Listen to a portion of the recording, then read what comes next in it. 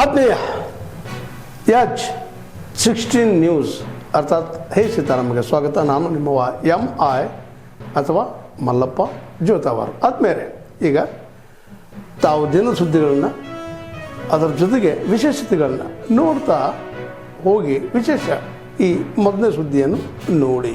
ದಲಿತ ಸಂಘಟನೆಗಳು, ದಲಿತ ನಾಯಕರು ಇನ್ಮೇಲೆ ಸುಮ್ಮನೆ ಕೂತ್ಕೊಳ್ಳಲಿಕ್ಕೆ ಸಾಧ್ಯ ಇಲ್ಲ. ನಿಮ್ಮ ಕಾಲದಲ್ಲಿ ಏನು ಹಿಂದೆ ಮುಖ್ಯಮಂತ್ರಿಗಳಾಗಿದ್ದ ಸಿದ್ದರಾಮಯ್ಯನವರು SCP DSP 53,000 ಕೋಟಿಯನ್ನ ದಲಿತರ ಹಣವನ್ನು ನುಂಗಿದಾರೋ, ನಿಮಗೆ ಕಾಳಜಿ ಇದ್ರೆ ದಲಿತರ ಮೇಲೆ ಈಗ 53,000 ಕೋಟಿಯನ್ನ ವಾಪಸ್ ಕೊಡಿ.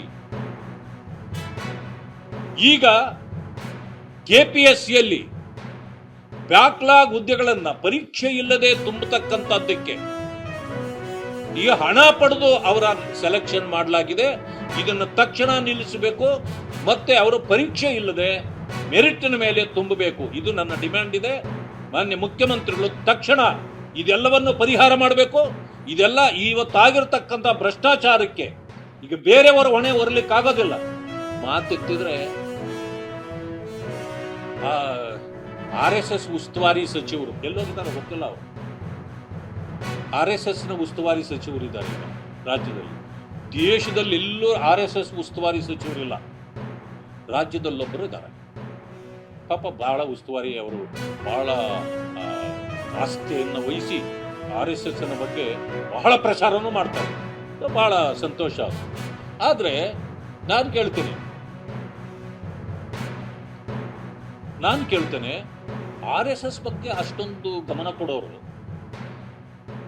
ಈ KPSCಯಲ್ಲಿ 58 ಜನರ ಬಗ್ಗೆ ಯಾಕೆ ನಿಮಗೆ ಆಸಕ್ತಿ ಇಲ್ವಾ?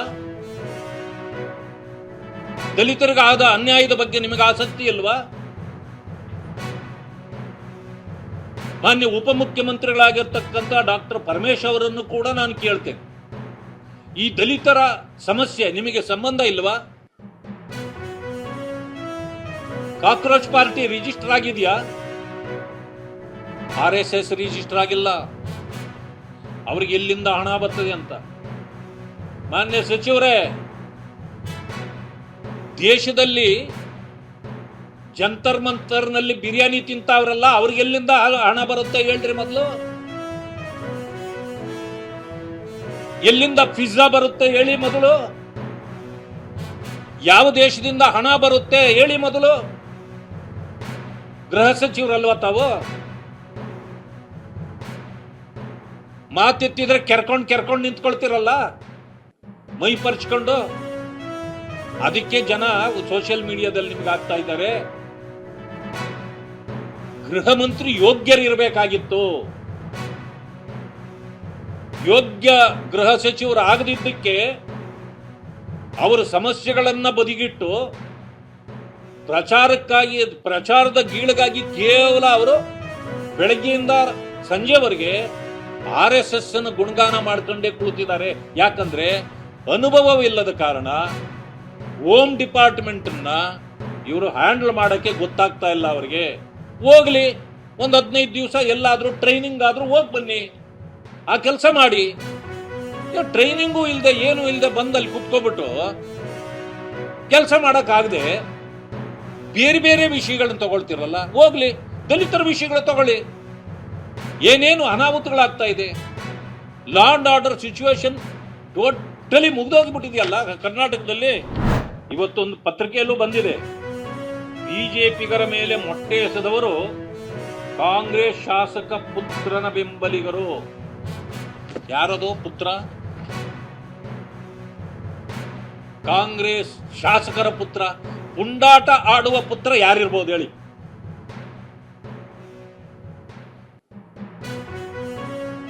ಬಹಳ ಚೆನ್ನಾಗಿ ಗೊತ್ತಾಗುತ್ತೆ. Ex youth Congress president. ಪುಂಡಾಟದ ಪುತ್ರ, ಶಾಸಕರ ಪುಂಡಾಟದ ಪುತ್ರ ಇರೋದೇ ಹೆಚ್ಚು ಕಡಿಮೆ ಹೇಳಿದ ತಕ್ಷಣ ಗೊತ್ತಾಗೋದು ಒಬ್ರೇ. ಮೊಟ್ಟೆ ಖರೀದಿ ಮಾಡಿಬಿಟ್ರಂತೆ. ಖರೀದಿ ಯಾಕೆ ಮಾಡಿದ್ರಿ? ಮಕ್ಕಳದು ಕದ್ದಿದ್ದು ಎಲ್ಲಿಟ್ರಿ? ಮಕ್ಕಳ ಮೊಟ್ಟೆಗಳ ಕದ್ದಿದ್ದು ಎಲ್ಲಿಟ್ಟಿದ್ದೀರಿ? ಮಾನ್ಯ ಹರಿಪ್ರಸಾದ್ ಅವರು ಒಂದು ಬಾಲಿಶ ಹೇಳಿಕೆ ಕೊಟ್ಟು ಆ ಕಾಂಗ್ರೆಸ್ನ ಮರ್ಯಾದೆ ಗೌರವ ಏನಿತ್ತಲ್ಲ ಅದೆಲ್ಲ ತೆಗೆದುಬಿಟ್ರು. ಅವರು ರಾಜ್ಯದ ಜನರ ಕ್ಷಮೆ ಯಾಚನೆ ಮಾಡಬೇಕು. ಈ ಜವಾಬ್ದಾರಿ ಸ್ಥಾನದಲ್ಲಿದ್ದು ಇಂಥ ಬಾಲಿಶ ಹೇಳಿಕೆಗಳನ್ನು ಕೊಡೋದ್ರ ಬದಲು ಅವರು ರಾಜೀನಾಮೆ ಕೊಟ್ಟು ರಾಜಕೀಯ ಸನ್ಯಾಸ ತೆಗೆದುಕೊಳ್ಳೋದು ಸೂಕ್ತ ಅಂತೇಳಿ ನಾನು ಹೇಳಲಿಕ್ಕೆ ಬಯಸ್ತೇನೆ. ಇವತ್ತೊಂದು ಪತ್ರಿಕೆಯಲ್ಲೂ ಬಂದಿದೆ, ಬಿಜೆಪಿಗರ ಮೇಲೆ ಮೊಟ್ಟೆ ಎಸೆದವರು ಕಾಂಗ್ರೆಸ್ ಶಾಸಕ ಪುತ್ರನ ಬೆಂಬಲಿಗರು. ಯಾರದು ಪುತ್ರ? ಕಾಂಗ್ರೆಸ್ ಶಾಸಕರ ಪುತ್ರ. ಪುಂಡಾಟ ಆಡುವ ಪುತ್ರ ಯಾರಿರ್ಬೋದು ಹೇಳಿ?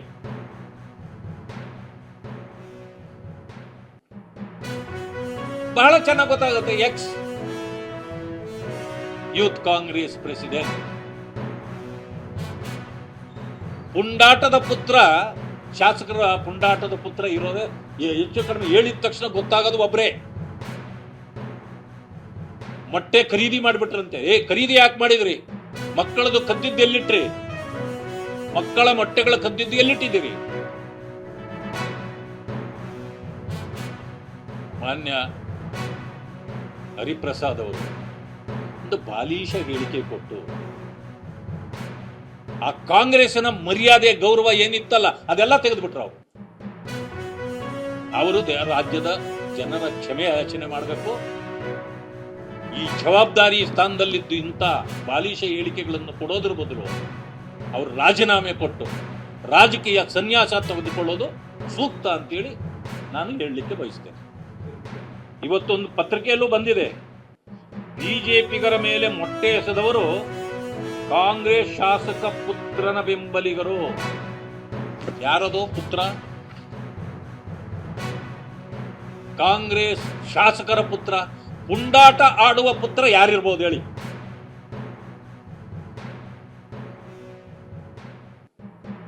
ಬಹಳ ಚೆನ್ನಾಗಿ ಗೊತ್ತಾಗುತ್ತೆ. Ex youth Congress president. ಪುಂಡಾಟದ ಪುತ್ರ, ಶಾಸಕರ ಪುಂಡಾಟದ ಪುತ್ರ ಇರೋದೇ ಹೆಚ್ಚು ಕಡಿಮೆ ಹೇಳಿದ ತಕ್ಷಣ ಗೊತ್ತಾಗೋದು ಒಬ್ರೇ.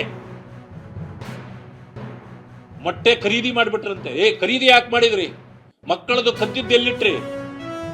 ಮಕ್ಕಳ ಮೊಟ್ಟೆಗಳ ಕದ್ದಿದ್ದು ಎಲ್ಲಿಟ್ಟಿದ್ದೀರಿ? ಮಾನ್ಯ ಹರಿಪ್ರಸಾದ್ ಅವರು ಒಂದು ಬಾಲಿಶ ಹೇಳಿಕೆ ಕೊಟ್ಟು ಆ ಕಾಂಗ್ರೆಸ್ನ ಮರ್ಯಾದೆ ಗೌರವ ಏನಿತ್ತಲ್ಲ ಅದೆಲ್ಲ ತೆಗೆದುಬಿಟ್ರು. ಅವರು ರಾಜ್ಯದ ಜನರ ಕ್ಷಮೆ ಯಾಚನೆ ಮಾಡಬೇಕು. ಈ ಜವಾಬ್ದಾರಿ ಸ್ಥಾನದಲ್ಲಿದ್ದು ಇಂಥ ಬಾಲಿಶ ಹೇಳಿಕೆಗಳನ್ನು ಕೊಡೋದ್ರ ಬದಲು ಅವರು ರಾಜೀನಾಮೆ ಕೊಟ್ಟು ರಾಜಕೀಯ ಸನ್ಯಾಸ ತೆಗೆದುಕೊಳ್ಳೋದು ಸೂಕ್ತ ಅಂತೇಳಿ ನಾನು ಹೇಳಲಿಕ್ಕೆ ಬಯಸ್ತೇನೆ. ಬಹಳ ಒಳ್ಳೆ ಸಂತೋಷದ ಸಂಗತಿಯನ್ನು ಕೊಟ್ಟಿದ್ದಾರೆ. ಅವ್ರು ಹೇಳಿದ್ದಾರೆ, ಸುಮಾರು 22 ಲಕ್ಷ ನೀಟ್ ಪರೀಕ್ಷೆ ಬರೆದಿರ್ತಕ್ಕಂಥ ವಿದ್ಯಾರ್ಥಿಗಳು ಪಾಸ್ ಆಗಿ ಇವತ್ತು ಅವರು ಸಂತೋಷದಿಂದ ಇದ್ದಾರೆ. ಅವರಿಗೆ 1 ವರ್ಷಗಳ ಕಾಲ ತೊಂದರೆ ಆಗಬಾರದು ಅನ್ನೋ ಕಾರಣಕ್ಕೆ ನಾವು ಅವರನ್ನ ತಕ್ಷಣ ಪರೀಕ್ಷೆಯನ್ನು ಮಾಡಿಸಿ ರಿಸಲ್ಟ್ ಅನ್ನು ಕೊಟ್ಟಿದೆ. ಕೊಟ್ಟಾದ್ಮೇಲೆ ಸಮಸ್ಯೆಗಳು ಇವೆ. ನಾನು ಆ ಸಮಸ್ಯೆಗಳಿಲ್ಲ ಅಂತ ಹೇಳೋದಿಲ್ಲ. ಅದಕ್ಕೆ ನಾನು ಈಗಾಗಲೇ ತೀವ್ರತರದ ಒಂದು ಇದನ್ನು ಕಾನೂನನ್ನು ತರ್ತೇನೆ. 5 ಫಾಸ್ಟ್ ಟ್ರ್ಯಾಕ್ ಕೋರ್ಟ್ಗಳನ್ನು ಮಾಡ್ತೇನೆ. ಅವರಿಗೆ ಪರಿಹಾರಗಳನ್ನು ಕೊಡ್ತಕ್ಕಂಥದ್ದನ್ನು ಮಾಡ್ತೇನೆ. ಅಂದ್ರೆ ಎಲ್ಲಕ್ಕೂ ಒಪ್ಪಿಗೆ ಇದೆ. ಆದರೆ ಮೊಸರಲ್ಲೂ ಕಲ್ಲುಡುಕ್ತಕ್ಕಂಥ ದೇಶ ವಿರೋಧಿ ಚಟುವಟಿಕೆಗಳನ್ನು ಮಾಡ್ತಕ್ಕಂಥವ್ರು ಇದಾರಲ್ಲ, ಅವರು ಏನಾದರೂ ಒಂದು ಹಿಡ್ಕೊಂಡು ಗೊಂದಲ ಸೃಷ್ಟಿ ಮಾಡಬೇಕು, ದಂಗೆ ಎಬ್ಬಿಸಬೇಕು ಅನ್ನೋದನ್ನ ಹೇಳ್ತಾರೆ. ಅವ್ರು ನೋಡಿ, ಅಲ್ಲಿ ಬಂದವರೆಲ್ಲ ನೀಟ್ ಬಗ್ಗೆ ಮಾತಾಡಿದ್ದೇ ಕಡಿಮೆ. ಬಂದವರೆಲ್ಲ ನೇಪಾಳ ಹೋಗ, ಶ್ರೀಲಂಕಾ ಹೋಗ, ಪಾಕಿಸ್ತಾನ ಹೋಗ, ಏನಿದೆಲ್ಲ ಹೊರದೇಶದಲ್ಲಿ ಕುಳಿತಿರ್ತಕ್ಕಂಥ ಎಲ್ಲ ದೇಶ ವಿರೋಧಿಗಳು, ನಮ್ಮ ದೇಶದ ಭಾರತೀಯ ವಿರೋಧಿಗಳು ಒಂದೇ ಸಾರಿ ಎಲ್ಲ ಒಗ್ಗಟ್ಟಾಗಿ ಬಿಟ್ಟಿದ್ದಾರೆ. ಏನಂದ್ರೆ ಪ್ರಾಬ್ಲಮ್ ಏನಂತಾರೆ, 65 ವರ್ಷಗಳ ಕಾಲ ಈ ದೇಶ ಆಳಿದ ಕಾಂಗ್ರೆಸ್ ಬಗ್ಗೆ ಯಾರಿಗೂ ಈಗೆಲ್ಲ ಮರ್ತೋಗ್ಬಿಟ್ಟಿದ್ದಾರೆ. ಅವ್ರು ಮಾಡಿದ ಘೋಟಾಲಗಳೆಲ್ಲ ಲಕ್ಷಾಂತರ ಕೋಟಿಗಳು ಲೂಟಿ ಮಾಡಿದಾಗ ದೇಶವೇ ಅವರ ವಿರುದ್ಧ ಇತ್ತು. ಆದ್ರೆ ನೋಡಿ ಆಗಲೇ ಎಲ್ಲ ಮರ್ತು ಬಿಟ್ಟು ಕಾಂಗ್ರೆಸ್ಸಿನ ಬಗ್ಗೆ ಮಾತಾಡಕ್ಕೆ ಶುರು ಮಾಡಿದ್ದಾರೆ. ಏನೂ ಆಗೋದಿಲ್ಲ. 90% ಜನಸಂಖ್ಯೆ, ಈ ಭಾರತ ದೇಶದ ಜನಸಂಖ್ಯೆ ಇವತ್ತು ಮೋದಿಜಿಯವರ ಬೆಂಬಲಕ್ಕೆ ನಿಲ್ತದೆ. ಆದ್ರೆ ಅವರು ಸೈಲೆಂಟ್, ಇವ್ರ ತರ ವಾಯ್ಲೆಂಟ್ ಅಲ್ಲ. ಯಾಕಂದ್ರೆ ಭಯೋತ್ಪಾದಕರು ಯಾವಾಗಲೂ ವಾಯ್ಲೆಂಟೇ. ಆದ್ರೆ ದೇಶ ಪ್ರೇಮಿಗಳು ವಾಯ್ಲೆಂಟ್ ಆಗಲ್ಲ, ಅವರು ಸೈಲೆಂಟ್ ಆಗಿ ಇರ್ತಾರೆ, ಉತ್ತರ ಕೊಡ್ತಾರೆ. ಬಹಳ ಒಳ್ಳೆ ಸಂತೋಷದ ಸಂಗತಿಯನ್ನು ಕೊಟ್ಟಿದ್ದಾರೆ. ಅವ್ರು ಹೇಳಿದ್ದಾರೆ ಸುಮಾರು 22 ಲಕ್ಷ ನೀಟ್ ಪರೀಕ್ಷೆ ಬರೆದಿರ್ತಕ್ಕಂಥ ವಿದ್ಯಾರ್ಥಿಗಳು ಪಾಸ್ ಆಗಿ ಇವತ್ತು ಅವರು ಸಂತೋಷದಿಂದ ಇದ್ದಾರೆ. ಅವರಿಗೆ 1 ವರ್ಷಗಳ ಕಾಲ ತೊಂದರೆ ಆಗಬಾರದು ಅನ್ನೋ ಕಾರಣಕ್ಕೆ ನಾವು ಅವರನ್ನ ತಕ್ಷಣ ಪರೀಕ್ಷೆಯನ್ನು ಮಾಡಿಸಿ ರಿಸಲ್ಟ್ ಅನ್ನು ಕೊಟ್ಟಿದ್ದೀವಿ. ಕೊಟ್ಟಾದ್ಮೇಲೆ ಸಮಸ್ಯೆಗಳು ಇವೆ. ನಾನು ಆ ಸಮಸ್ಯೆಗಳಿಲ್ಲ ಅಂತ ಹೇಳೋದಿಲ್ಲ. ಅದಕ್ಕೆ ನಾನು ಈಗಾಗಲೇ ತೀವ್ರ ತರದ ಒಂದು ಇದನ್ನು ಕಾನೂನನ್ನು ತರ್ತೇನೆ. 5 ಫಾಸ್ಟ್ ಟ್ರ್ಯಾಕ್ ಕೋರ್ಟ್ಗಳನ್ನು ಮಾಡ್ತೇನೆ. ಅವರಿಗೆ ಪರಿಹಾರಗಳನ್ನು ಕೊಡ್ತಕ್ಕಂಥದ್ದನ್ನು ಮಾಡ್ತೇನೆ. ಅಂದ್ರೆ ಎಲ್ಲಕ್ಕೂ ಒಪ್ಪಿಗೆ ಇದೆ. ಆದರೆ ಮೊಸರಲ್ಲೂ ಕಲ್ಲುಡುಕ್ತಕ್ಕಂಥ ದೇಶ ವಿರೋಧಿ ಚಟುವಟಿಕೆಗಳನ್ನು ಮಾಡ್ತಕ್ಕಂಥವ್ರು ಇದಾರಲ್ಲ, ಅವರು ಏನಾದರೂ ಒಂದು ಹಿಡ್ಕೊಂಡು ಗೊಂದಲ ಸೃಷ್ಟಿ ಮಾಡಬೇಕು, ದಂಗೆ ಎಬ್ಬಿಸಬೇಕು ಅನ್ನೋದನ್ನ ಹೇಳ್ತಾರೆ. ಅವ್ರು ನೋಡಿ, ಅಲ್ಲಿ ಬಂದವರೆಲ್ಲ ನೀಟ್ ಬಗ್ಗೆ ಮಾತಾಡಿದ್ದೇ ಕಡಿಮೆ. ಬಂದವರೆಲ್ಲ ನೇಪಾಳ ಹೋಗ, ಶ್ರೀಲಂಕಾ ಹೋಗ, ಪಾಕಿಸ್ತಾನ ಹೋಗ, ಏನಿದೆಲ್ಲ ಹೊರದೇಶದಲ್ಲಿ ಕುಳಿತಿರ್ತಕ್ಕಂಥ ಎಲ್ಲ ದೇಶ ವಿರೋಧಿಗಳು, ನಮ್ಮ ದೇಶದ ಭಾರತೀಯ ವಿರೋಧಿಗಳು ಒಂದೇ ಸಾರಿ ಎಲ್ಲ ಒಗ್ಗಟ್ಟಾಗಿ ಬಿಟ್ಟಿದ್ದಾರೆ. ಏನಂದ್ರೆ ಪ್ರಾಬ್ಲಮ್ ಏನಂತಾರೆ, 65 ವರ್ಷಗಳ ಕಾಲ ಈ ದೇಶ ಆಳಿದ ಕಾಂಗ್ರೆಸ್ ಬಗ್ಗೆ ಯಾರಿಗೂ ಈಗೆಲ್ಲ ಮರ್ತೋಗ್ಬಿಟ್ಟಿದ್ದಾರೆ. ಅವರು ಮಾಡಿದ ಘೋಟಾಲಗಳೆಲ್ಲ ಲಕ್ಷಾಂತರ ಕೋಟಿಗಳು ಲೂಟಿ ಮಾಡಿದಾಗ ದೇಶವೇ ಅವರ ವಿರುದ್ಧ ಇತ್ತು. ಆದ್ರೆ ನೋಡಿ ಆಗಲೇ ಎಲ್ಲ ಮರ್ತು ಬಿಟ್ಟು ಕಾಂಗ್ರೆಸ್ಸಿನ ಬಗ್ಗೆ ಮಾತಾಡಕ್ಕೆ ಶುರು ಮಾಡಿದ್ದಾರೆ. ಏನೂ ಆಗೋದಿಲ್ಲ. 90% ಜನಸಂಖ್ಯೆ, ಈ ಭಾರತ ದೇಶದ ಜನಸಂಖ್ಯೆ ಇವತ್ತು ಮೋದಿಜಿಯವರ ಬೆಂಬಲಕ್ಕೆ ನಿಲ್ತದೆ. ಆದ್ರೆ ಅವರು ಸೈಲೆಂಟ್, ಇವ್ರ ತರ ವಾಯ್ಲೆಂಟ್ ಅಲ್ಲ. ಯಾಕಂದ್ರೆ ಭಯೋತ್ಪಾದಕರು ಯಾವಾಗಲೂ ವಾಯ್ಲೆಂಟೇ.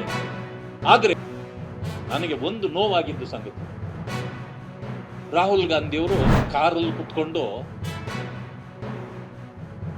ಪ್ರೊಟೆಸ್ಟ್ಗೆ ಹೋಗ್ತೀನಿ ಅಂತ ಹೋಗ್ತಿದ್ದಾರೆ. ನಮ್ಮ ರಾಜ್ಯದ ಮುಖ್ಯಮಂತ್ರಿಗಳು ಅವ್ರ ಹಿಂದೆ ಓಡ್ತಾರ್ರಿ. ಅಪಮಾನ ಅಲ್ವಾ? ನಮ್ಮ ರಾಜ್ಯಕ್ಕೆ ಅಪಮಾನ ಅಲ್ವಾ? ಶಿವಕುಮಾರ್ ಅವರ ಬಗ್ಗೆ ನನಗೆ ಬಹಳ ಗೌರವ ಇದೆ. ಯಾಕೆ? ಮುಖ್ಯಮಂತ್ರಿ ಇದ್ದಾರೆ. ರಾಜ್ಯದ ಮುಖ್ಯಮಂತ್ರಿಯನ್ನ ಸರ್ವರೂ ಕೂಡ ನಾವು ಗೌರವಿಸಬೇಕು. ಆದ್ರೆ ವೈಯಕ್ತಿಕವಾಗಿ ಅವರು ಏನು ಹುದ್ದೆಯಲ್ಲಿಲ್ಲದೆ ಇದ್ರೆ ಅವರು ಓಡ್ಲಿ, ಡ್ಯಾನ್ಸ್ ಮಾಡ್ಲಿ, ನಮಗೇನು ಚಿಂತೆ ಇಲ್ಲ. ಆದ್ರೆ ರಾಹುಲ್ ಗಾಂಧಿ ಕಾರಲ್ಲಿ ಕುಳಿತು ಹೋಗ್ತಿದ್ರೆ ಅವ್ರ ಹಿಂದೆ ಸಾಮಾನ್ಯ ಮನುಷ್ಯನಂತೆ ನಮ್ಮ ರಾಜ್ಯದ ಮುಖ್ಯಮಂತ್ರಿ ಓಡಿ ಓಡಿ ಓಡಿ ಹೋಗಿದ್ದು ನೋಡಿ ಆ ಬೀದಿಯಲ್ಲಿ ಕುಳಿತು ಹೋರಾಟದಲ್ಲಿ ಭಾಗವಹಿಸಿದ್ರಲ್ಲ. ಬನ್ನಿ ಇಲ್ಲಿ ಕುತ್ಕೊಳ್ಳಿ, KPSC ಎದುರಿಗೆ, ಈಗ ಬನ್ನಿ ಇಲ್ಲಿ GK ಮುಂದೆ ಕುತ್ಕೊಳ್ಳಿ. ಈಗ ನಾಚಿಕೆ ಆಗಬೇಡವ ಇವ್ರಿಗೆಲ್ಲ? ನಮ್ಮ ರಾಜ್ಯವನ್ನ ಹೊರಗಡೆ ಹೋಗಿ ಇಷ್ಟು ಕೀಳು ಮಟ್ಟಕ್ಕೆ ಇಳಿಸ್ತಾರಲ್ಲ ಇವರೆಲ್ಲ. ಬಹಳ ಬೇಸರ ಆಯ್ತು ಇದನ್ನ ನಾನು ನೋಡಿ. ನನಗೆ ಒಂದು ನೋವಾಗಿದ್ದು ಸಂಗತಿ, ರಾಹುಲ್ ಗಾಂಧಿಯವರು ಕಾರಲ್ಲಿ ಕುತ್ಕೊಂಡು ಪ್ರೊಟೆಸ್ಟ್ಗೆ ಹೋಗ್ತೀನಿ ಅಂತ ಹೋಗ್ತಿದ್ದಾರೆ. ನಮ್ಮ ರಾಜ್ಯದ ಮುಖ್ಯಮಂತ್ರಿಗಳು ಅವ್ರ ಹಿಂದೆ ಓಡ್ತಾರ್ರಿ. ಅಪಮಾನ ಅಲ್ವಾ? ನಮ್ಮ ರಾಜ್ಯಕ್ಕೆ ಅಪಮಾನ ಅಲ್ವಾ? ಶಿವಕುಮಾರ್ ಅವರ ಬಗ್ಗೆ ನನಗೆ ಬಹಳ ಗೌರವ ಇದೆ. ಯಾಕೆ? ಮುಖ್ಯಮಂತ್ರಿ ಇದ್ದಾರೆ. ರಾಜ್ಯದ ಮುಖ್ಯಮಂತ್ರಿಯನ್ನ ಸರ್ವರೂ ಕೂಡ ನಾವು ಗೌರವಿಸಬೇಕು. ಆದ್ರೆ ವೈಯಕ್ತಿಕವಾಗಿ ಅವರು ಏನು ಹುದ್ದೆಯಲ್ಲಿಲ್ಲದೆ ಇದ್ರೆ ಅವರು ಓಡ್ಲಿ, ಡ್ಯಾನ್ಸ್ ಮಾಡ್ಲಿ, ನಮಗೇನು ಚಿಂತೆ ಇಲ್ಲ. ಆದ್ರೆ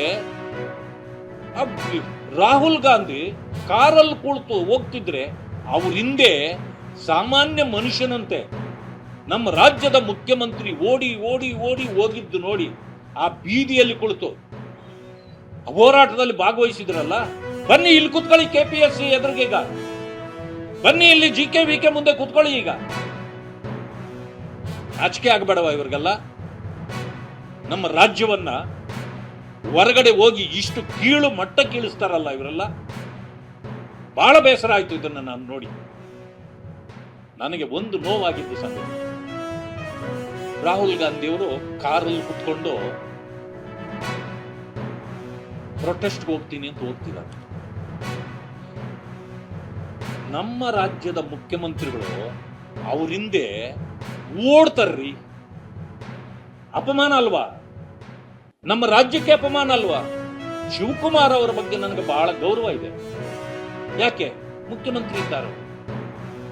ರಾಜ್ಯದ ಮುಖ್ಯಮಂತ್ರಿಯನ್ನ ಸರ್ವರೂ ಕೂಡ ನಾವು ಗೌರವಿಸಬೇಕು. ಆದ್ರೆ ವೈಯಕ್ತಿಕವಾಗಿ ಅವರು ಏನೂ ಹುದ್ದೆಯಲ್ಲಿಲ್ಲದೆ ಇದ್ರೆ ಅವರು ಓಡ್ಲಿ ಡ್ಯಾನ್ಸ್ ಮಾಡ್ಲಿ, ನಮಗೇನು ಚಿಂತೆ ಇಲ್ಲ. ಆದ್ರೆ ರಾಹುಲ್ ಗಾಂಧಿ ಕಾರಲ್ಲಿ ಕುಳಿತು ಹೋಗ್ತಿದ್ರೆ ಅವ್ರ ಹಿಂದೆ ಸಾಮಾನ್ಯ ಮನುಷ್ಯನಂತೆ ನಮ್ಮ ರಾಜ್ಯದ ಮುಖ್ಯಮಂತ್ರಿ ಓಡಿ ಓಡಿ ಓಡಿ ಹೋಗಿದ್ದು ನೋಡಿ, ಆ ಬೀದಿಯಲ್ಲಿ ಕುಳಿತು ಹೋರಾಟದಲ್ಲಿ ಭಾಗವಹಿಸಿದ್ರಲ್ಲ, ಬನ್ನಿ ಇಲ್ಲಿ ಕುತ್ಕೊಳ್ಳಿ KPSC ಎದುರಿಗೆ, ಈಗ ಬನ್ನಿ ಇಲ್ಲಿ GK VK ಮುಂದೆ ಕುತ್ಕೊಳ್ಳಿ. ಈಗ ನಾಚಿಕೆ ಆಗಬೇಡವ ಇವ್ರಿಗೆಲ್ಲ? ನಮ್ಮ ರಾಜ್ಯವನ್ನ ಹೊರಗಡೆ ಹೋಗಿ ಇಷ್ಟು ಕೀಳು ಮಟ್ಟಕ್ಕೆ ಇಳಿಸ್ತಾರಲ್ಲ ಇವರೆಲ್ಲ. ಬಹಳ ಬೇಸರ ಆಯ್ತು ಇದನ್ನ. ತಾವೆಲ್ಲ ಇಲ್ಲಿವರೆಗೆ ಸುದ್ದಿಗಳನ್ನು ನೋಡಿದಿರಿ, ಜೊತೆಗೆ ವಿಶೇಷ ಘಟನೆಗಳನ್ನು ಸಹ ನೋಡಿದಿರಿ. ಅದು ನಿಮ್ಗೇನು ಅನ್ನಿಸ್ತು? ನಿಮಗೆ ಲೈಕ್ ಮಾಡಿರಿ, ಶೇರ್ ಮಾಡಿರಿ, ಕಾಮೆಂಟ್ ಮಾಡಿರಿ, ಜೊತೆಗೆ ಸಬ್ಸ್ಕ್ರೈಬ್ ನಿಲ್ಲಿಸ್ಬೇಡ್ರಿ. H16 ನ್ಯೂಸ್ ಅರ್ಥಾತ್ ಸಿದ್ದರಾಮಯ್ಯ ಸತ್ಯದ ಕೈಗನ್ನಡಿ ವಂದನೆಗಳು.